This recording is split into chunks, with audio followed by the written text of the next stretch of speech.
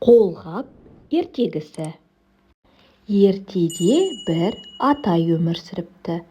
Бір күні атай күшігімен орманға келе жатса, қолына киетін қолғабының біреуін түсіріп алыпты.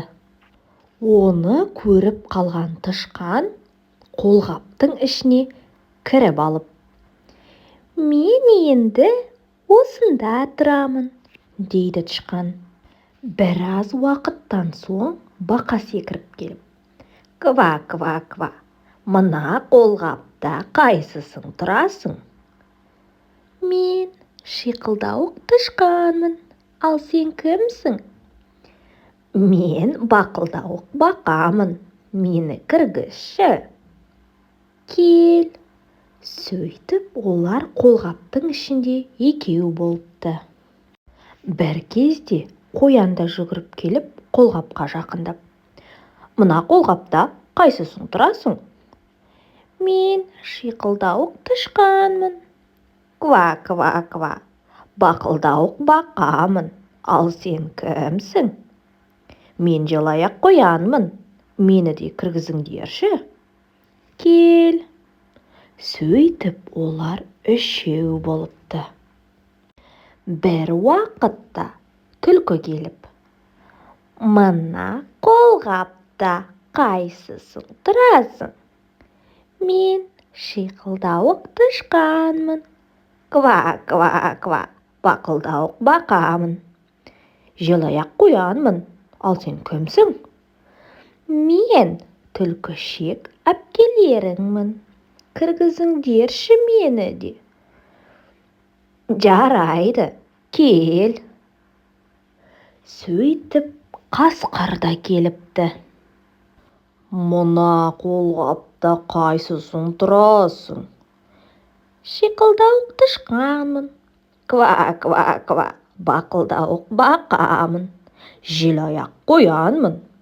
«Мен түлкішек әпкемін, ал сен кімсің?» «Ал мен сұрқасқырмын, кіргізіңдерші мені де». Сөйтіп қолғапқа бесеуі де сыйып кетеді. «Хро, хро, хро, мына қолғапта қайсысың тұрасың?» «Шиқылдауық тышқанмын». «Ква, ква, ква, бақылдауық бақамын». «Желаяқ қоянмын». «Мен түлкішек әпкемін».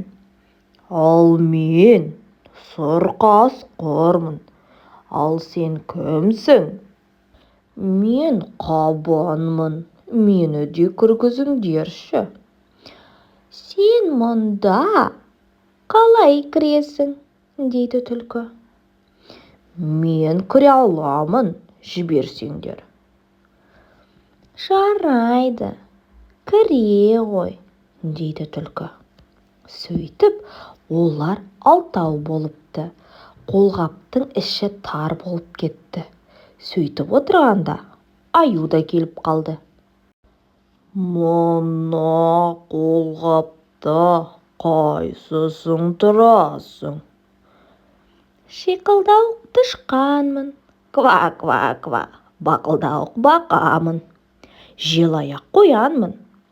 «Мен түлкішек әпкемін». «Ал мен сұрқасқырмын». «Мен қабанмын, ал сен кімсің?»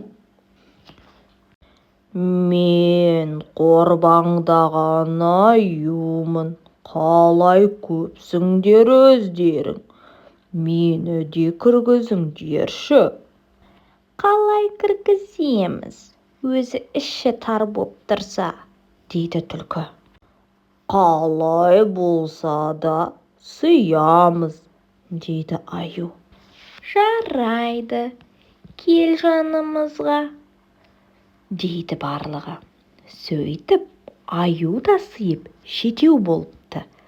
Қолғаптың іші тар, міне-міне жарылайын деп тұрғандай.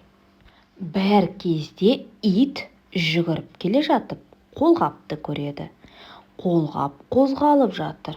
Ит сонда: «Оф, оф, оф, оф, оф», деп үреді. Қолғап ішіндегі аңдар қорқып кетіп, қолғаптан жүгіре шығып, жан-жаққа қашып кетті. Атай өз қолғабын көріп алып кетті. Осымен ертегіміз аяқталды. Саған ертегі ұнады ма?